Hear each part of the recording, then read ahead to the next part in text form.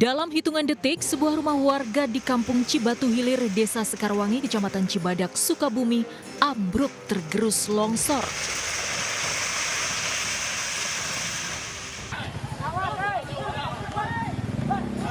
Puluhan warga yang melihat kejadian itu panik berlarian menyelamatkan diri dari hantaman longsor tebing setinggi 10 meter. Sedikitnya 10 rumah tertimbun longsor dan rusak berat, nyaris rata dengan tanah. Sebelum kejadian, warga mendengar suara gemuruh dari atas tebing, diikuti tanah yang bergerak dan menyeret beberapa rumah.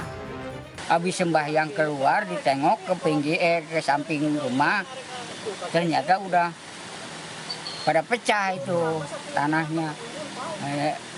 Sama ini lagi berjalan tanah. Ada 10 rumah yang terdampak longsor dan ada 4 rumah yang berpotensi terkena longsor juga.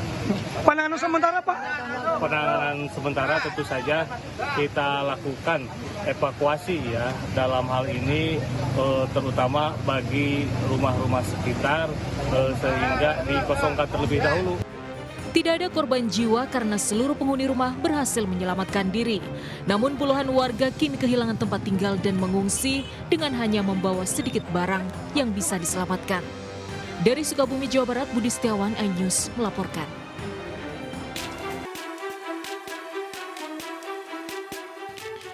Dalam rekaman CCTV, seorang pria menyiramkan bensin ke karpet Masjid Al-Falah di kawasan Sunterjaya, Tanjung Priok, Jakarta Utara.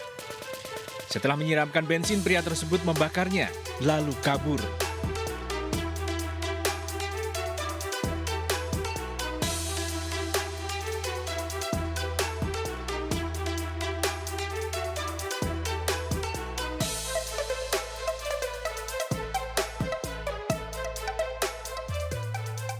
Beruntung kebakaran tersebut diketahui warga, sehingga api bisa segera dipadamkan. Dari penyelidikan rekaman CCTV, aparat Polsek Tanjung Priok menangkap pelaku pembakaran di rumah kontrakannya sekitar 50 meter dari lokasi masjid. Pelaku pembakaran saat ini dibawa ke Mapolsek Tanjung Priok untuk diperiksa, termasuk menjalani tes kejiwaan yang akan dilakukan di Rumah Sakit Polri Jakarta. Berkaitan dengan status kejiwaan, ini perlu pendalaman atau pendapat dari ahli. Kami sudah mengajukan permohonan untuk pengecekan psikologis maupun kejiwaan yang bersangkutan ke Rumah Sakit Polri. Pelaku pembakaran merupakan seorang pengangguran dan baru mengontrak selama 2 bulan bersama ibunya. Di lingkungan, pelaku dikenal tertutup, jarang bersosialisasi dengan warga. Sebelumnya pernah terjadi pembakaran di masjid yang sama, namun pelaku tidak terungkap karena saat kejadian CCTV masjid dalam keadaan rusak. Warga curiga pembakaran dilakukan oleh pelaku yang sama. Karena bulan kemarin di Desember ya itu pernah kejadian kebakaran juga. Pada saat kebakaran yang di sebelumnya kan kita tidak memiliki bukti CCTV karena kan beberapa CCTV rusak. Polisi masih memeriksa saksi untuk mengetahui motif pembakaran masjid yang dilakukan oleh pelaku. Dari Jakarta, Sofyan Firdaus, iNews melaporkan. Pemirsa, diduga karena percikan api dari pembakaran sampah, sebuah lapak limbah barang bekas di Kabupaten Tangerang, Banten ludes terbakar. Kebakaran cepat meluas membuat warga sekitar khawatir kebakaran akan merambat ke permukiman.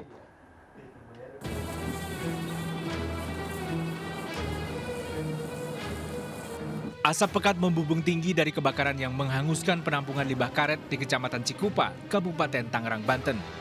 Banyaknya limbah yang mudah terbakar membuat api dengan cepat membesar dan meluas dan hampir membakar seluruh penampungan limbah seluas 500 meter persegi. Kebakaran membuat warga yang tinggal di sekitar lokasi kebakaran panik, khawatir api akan merambat ke permukiman mereka. Api akhirnya bisa dipadamkan setelah 3 unit mobil damkar dari Kabupaten Tangerang diterjunkan ke lokasi. Menurut petugas damkar, kebakaran penampungan limbah ini berawal dari percikan api dari tempat pembakaran sampah. Kronologisnya untuk dugaan sementara itu akibat tabunan ya, tabun kecil, nah, berhubung angin besar, ya, jadi bisa jadi merambat kemana-mana. Yang terbakar limbah, segala macam limbah, karet, limbah bekas lampu, jadi semua. Kasus kebakaran lahan penampung limbah ini diselidiki aparat Polsek Cikupa. Dari Kabupaten Tangerang, Banten, Aimarani, iNews melaporkan. Menduga istri selingkuh, seorang suami di PD Aceh tega membunuh dan bahkan mengubur jasad sang istri di bawah lantai rumahnya. Pelaku emosi lantaran menduga korban kerap video call dengan pria selingkuhan yang dikenal via media sosial.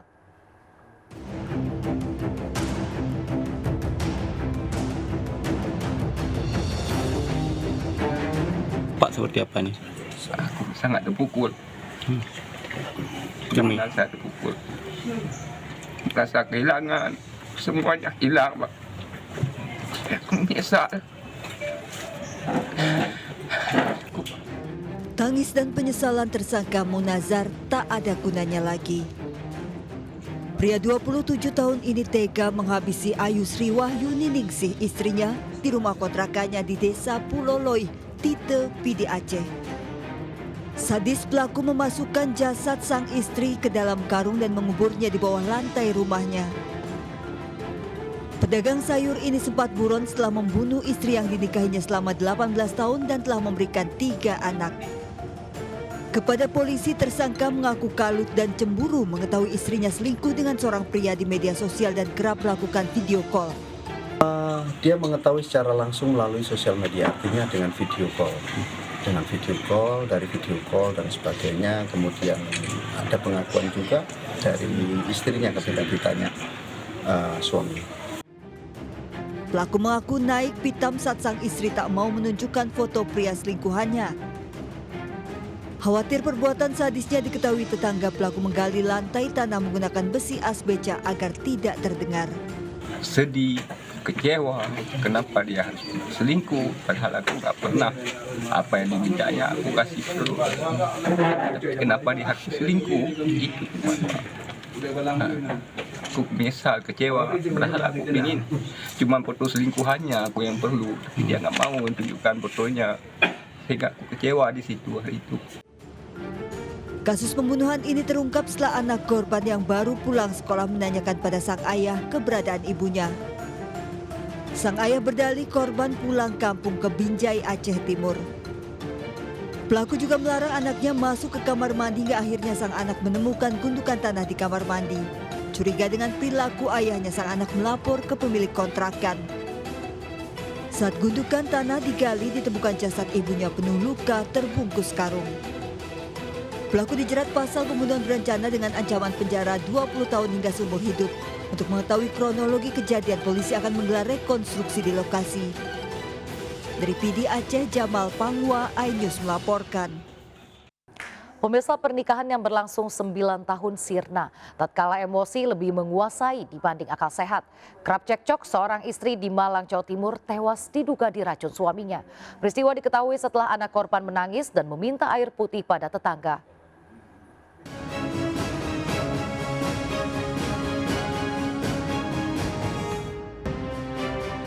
Garis polisi terpasang memagari sebuah rumah di Desa Watu Gede, Kecamatan Singosari, Kabupaten Malang, Jawa Timur. Polisi melakukan olah TKP untuk menyelidiki tewasnya Santi, pemilik rumah tersebut yang didapati dalam kondisi mulut berbusa. Nyawa Santi tak tertolong meski sempat dibawa warga ke rumah sakit. Sebelumnya teriakan korban saat cekcok dengan Yayan, suaminya, sempat terdengar tetangga. Pak Dek, Mama minta air minum. Apa sih? Mama ini maco. Minum racun. Nanti itu telepon ke Bu Edi gitu loh. Bu Edi, Bude saya minta air minum gitu. Terus sayanya Pak Edi, Bu Edi kesini terus ngajak saya lihat kondisi sudah kata-kata. Usai olah TKP, polisi mengamankan sisa cairan pembersih lantai. Yayan, suami korban, masih diperiksa polisi lantaran diduga mencekoki korban dengan cairan pembersih lantai. Namun untuk memastikan penyebab kematiannya, polisi masih menunggu hasil otopsi jasad korban oleh tim dokter Rumah Sakit Saiful Anwar, Kota Malang. Sendiri ini kepada ini dilakukan oleh suami ya? Sementara terduga adalah suami korban sendiri. Dan sesuai dengan hasil dari informasi medis di rumah sakit Marsudio Waluyo, bahwa yang bersangkutan konsumsi cairan pembersih lantai. Saat ini kami masih lakukan pendalaman terhadap saksi-saksi. Peristiwa diketahui setelah tetangga melihat anak korban berusia 5 tahun menangis di luar rumah. Saat ditanya, sang anak meminta air putih dan menyebutkan keluar busa dari mulut ibunya. Tetangga lalu masuk rumah korban dan mendapati Santi tergolek lemas dengan mulut mengeluarkan busa. Sementara Yayan suaminya tak ada di rumah dan bahkan tak bisa dihubungi. Korban meninggal saat dibawa warga ke rumah sakit. Warga curiga dan langsung melapor ke polisi. Kejadian ini sungguh memprihatinkan. Pernikahan Santi dan Yayan telah berlangsung 9 tahun dan memiliki 3 orang anak. Sebelum menikah, Santi dan Yayan sama-sama gagal berumah tangga. Dari pernikahan sebelumnya, Santi telah memiliki 1 anak, sedangkan Yayan 2 anak. Dari Malang, Jawa Timur, Saif Hajarani, iNews melaporkan. Pemirsa, hujan es dan angin kencang menerjang sejumlah kawasan di Kota Malang, Jawa Timur. Akibatnya puluhan pohon tumbang menimpa kendaraan.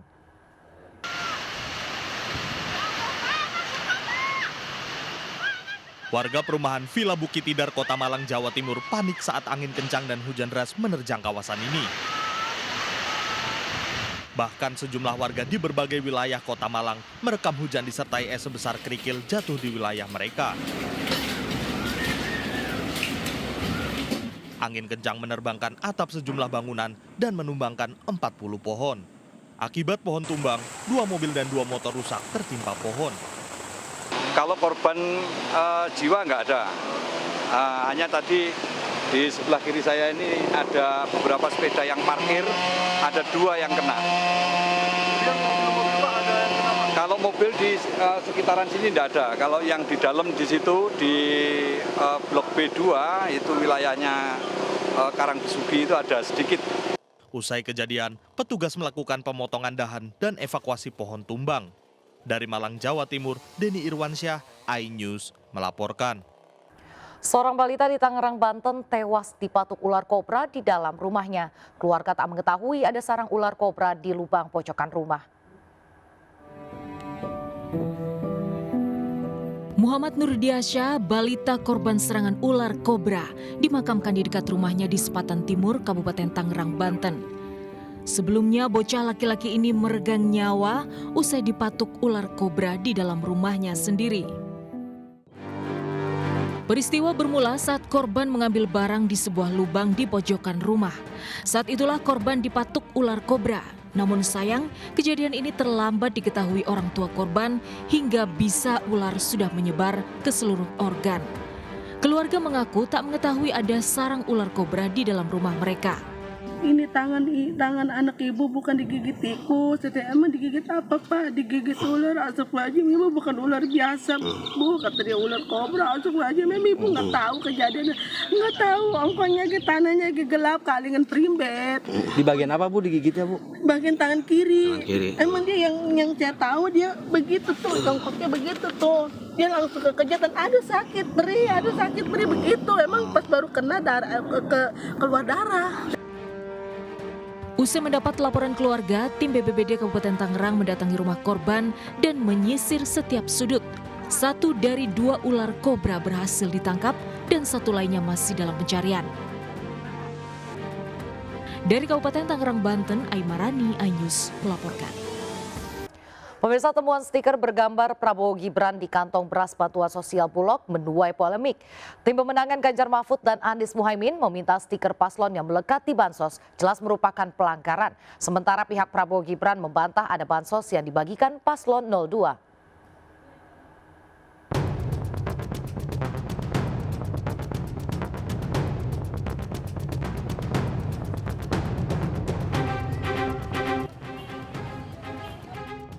Temuan bantuan sosial beras Bulog berstiker Prabowo Gibran viral di media sosial. Pemasangan stiker paslon pada bansos beras merupakan penyimpangan. Tim pemenangan Ganjar Mahfud menyebut bansos yang diambil dari dana rakyat di APBN tidak boleh diklaim oleh salah satu paslon. TPN pun berencana melaporkan dugaan pelanggaran itu ke Bawaslu. Anda mengatakan bahwa ada pembagian bansos dengan gambar paslon nomor 2. Prabowo dan Gibran, ya ini satu penyimpangan ya, karena bansos itu ya bukan milik satu paslon gitu, ya bansos itu milik semua paslon kalau mau dikatakan demikian. Jadi apakah sudah dilaporkan ke Bawaslu? Kami akan menelisik lebih dalam ya. Sebelumnya, Timnas Anies Muhaimin juga menyinggung soal celah kecurangan pemilu dalam pembagian bansos di beberapa daerah. Pembagian bansos rawan dipolitisasi sehingga harus benar-benar diawasi bersama. Terjadi pembagian bansos di beberapa wilayah yang menggunakan dana APBN, tetapi terdapat logo paslon tertentu dalam paket tersebut. Selain itu, di salah satu daerah, bansos dibagikan langsung oleh seorang pemimpin negara di depan baliho besar salah satu paslon. Sementara itu menanggapi temuan stiker Prabowo Gibran di bansos beras Bulog, Menko Perekonomian Erlangga Hartarto menyampaikan bantahan. Erlangga yang juga merupakan ketua pengarah tim kampanye Prabowo Gibran menyebut tidak ada paslon yang mengklaim bansos pemerintah. Kalau bansos semuanya program pemerintah, tidak ada program salah satu paslon pun yang menggunakan bansosnya pemerintah, tidak ada. Tim Liputan iNews melaporkan. Terima kasih masih bersama kami. Pemirsa, sejumlah emak-emak di Purwakarta, Jawa Barat menjadi korban arisan bodong. Korban tertipu hingga ratusan juta rupiah, total kerugian mencapai 3 miliar rupiah. Dengan membawa poster, sejumlah emak-emak korban arisan online bodong berjalan kaki beramai-ramai mendatangi Mapolres Purwakarta, Jawa Barat. Mereka melaporkan Vicky Selvia, pelaku penipuan berkedok arisan online. Kepada polisi, korban menunjukkan bukti percakapan dengan pelaku yang menjanjikan keuntungan kepada anggota arisan.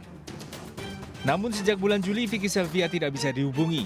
Padahal ratusan anggota telah menyetorkan uang arisan, mulai dari puluhan juta hingga ratusan juta rupiah. Total uang yang telah disetor para anggota lebih dari 3 miliar rupiah. Arisannya ada yang get menurun, ada yang arcok, dan yang flat gitu. Aku ikut di arisan get 100 juta. Cuman baru 3 nomor udah nggak ada kabar gitu. Saya kurang lebih di atas 39 kurang. Get 15 juta sama get 100 juta. Kasus penipuan arisan bodong ini diselidiki Satreskrim Polres Purwakarta. Dari Purwakarta, Jawa Barat, Irwan, iNews melaporkan. Pemirsa, diduga dendam masalah kepengurusan masjid, seorang imam masjid di Maros, Sulawesi Selatan dianiaya tetangga seusai sholat subuh. Akibatnya korban terluka di punggung.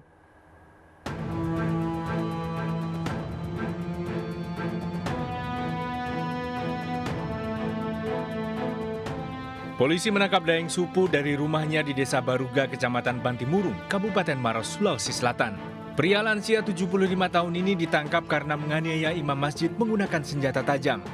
Akibat penganiayaan, korban Muhammad Amir mengalami luka pada bagian punggung dan saat ini masih dirawat di RSUD Maros. Kepada polisi, pelaku mengaku menganiaya korban karena dendam lama kepada korban terkait dengan kepengurusan masjid. Sakit hati pelaku memuncak saat korban memagari jalan masuk ke rumah pelaku. Hingga pelaku tega menganiaya korban saat korban baru selesai menjadi imam salat subuh di masjid. Saat diserang pelaku, korban sempat meminta tolong kepada warga sekitar melalui speaker masjid. Untuk kejadiannya itu setelah selesai sholat subuh. Mereka udah pada pulang, selesai sholat subuh dia tutup pintu masjid. Namun pada saat itu dia kan dalam posisi membelakang. Ini Pak Imam. Itu Pelaku ditangkap bersama barang bukti berupa tombak yang digunakan pelaku untuk menganiaya korban. Pelaku dijerat dengan pasal penganiayaan dan terancam 2 tahun penjara.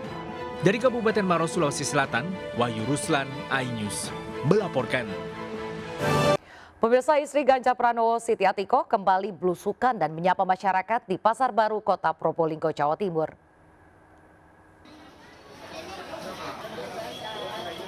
Atiko berkeliling pasar membeli beberapa dagangan sambil berdialog dengan pedagang dan pembeli. Istri Ganjar Pranowo ini mendapat banyak keluhan soal harga kebutuhan pokok. Masyarakat berharap jika terpilih, Ganjar Pranowo bisa mengatasi mahalnya harga pangan.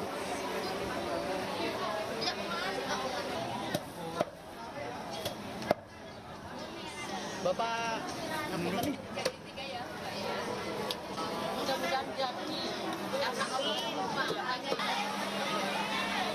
Capres nomor urut 1 Anies Baswedan berkampanye di lapangan parkir Stadion Haji Agus Salim, Kota Padang.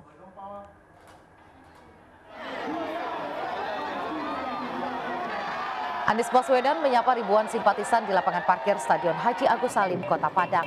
Di kampanye terakhirnya di Sumatera Barat, Anies menyampaikan jika ia terpilih jadi presiden, maka akan melakukan perubahan di sejumlah sektor, diantaranya sektor ekonomi dan lapangan kerja. Dalam kampanyenya, Anies juga menyorot politik dinasti dari petinggi salah satu kubu capres.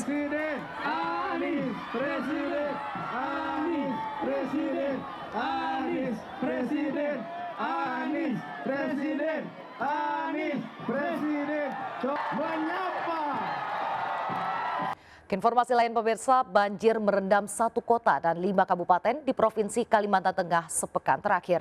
Pemprov setempat menetapkan status tanggap darurat banjir hingga 1 Februari mendatang.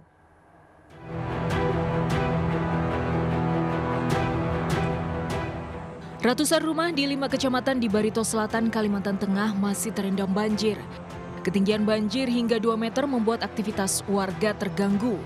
Status tanggap darurat diterapkan hingga 4 Februari mendatang.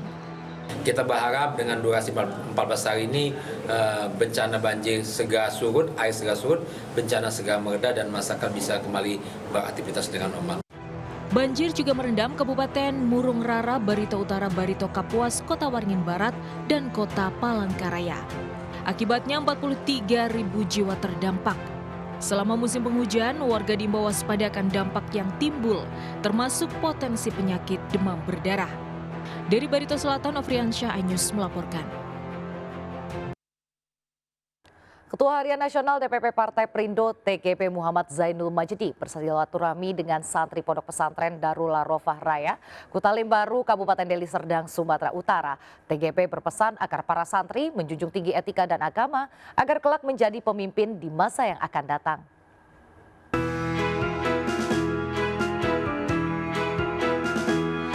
Ratusan santri Pondok Pesantren Darul Arafah Raya menjambut kedatangan Ketua Harian Nasional DPP Partai Perindo TGB Muhammad Zainul Majdi. Dalam kunjungannya kali ini, TGB memberikan tausiah dan mengajak para santri agar terus menuntut ilmu dan beramal soleh. TGB yang juga merupakan Wakil Ketua TPN Ganjar Mahfud MD ini menekankan para santri agar belajar untuk menjunjung tinggi etika dan agama. Semua porosnya adalah sumber daya manusia. Santri Darul Arafah adalah bagian dari anak-anak muda Indonesia akan membangun Indonesia ke depan. Ya, saya mengajak bahwa di dalam kontestasi yang kita lakukan ini hendaknya kita menjunjung tinggi etika dan agama. Kami sangat bangga atas kehadiran beliau tadi hadir memberikan motivasi kepada anak-anak kami dan tentu beliau menekankan bahwa moral, etika dan adab itu lebih tinggi dari ilmu. Dalam kunjungannya ke pesantren Darul Arafah, TGB didampingi Ketua DPW Partai Perindo Sumut, Rudi Zulham Hasibuan, Ketua Bapilu Partai Perindo Sumut, Tengku Eri Duradi, dan Wakil Ketua Tim Pemenangan Daerah Ganjar Mahfud Sumut, Ramses Simbolon. Dari Deli Serdang, Sumatera Utara, Amiruddin, iNews melaporkan. Aparat tidak netral dalam pemilu 2024, Aiman Wicaksono kembali menjalani pemeriksaan di Polda Metro Jaya. Aiman diperiksa sebagai saksi terlapor.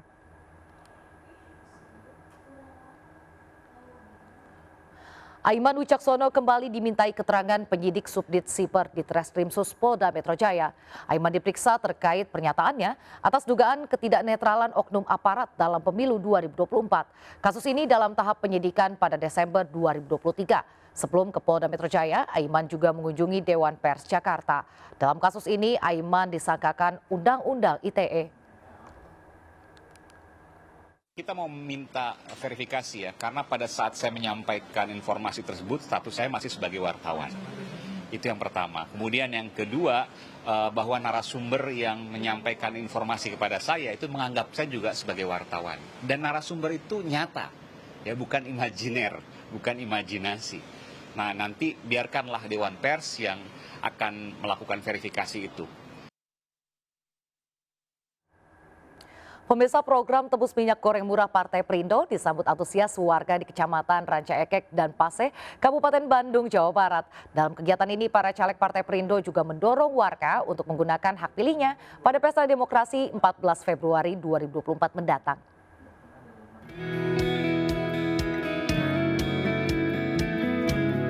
Bersama Caleg DPRD Kabupaten Bandung Andre Sulistiono, Abdul Holik Ahmad, dan Caleg DPR RI Daerah Pemilihan Jawa Barat II menggelar tebus murah minyak goreng.